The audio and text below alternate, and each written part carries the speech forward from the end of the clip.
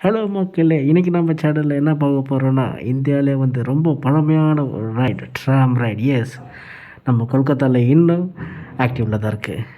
வாங்க, நம்ம வீடியோக்குள்ள போலாம். சப்ஸ்கிரைப் பண்ணாதவங்க பண்ணுங்க. Let's go!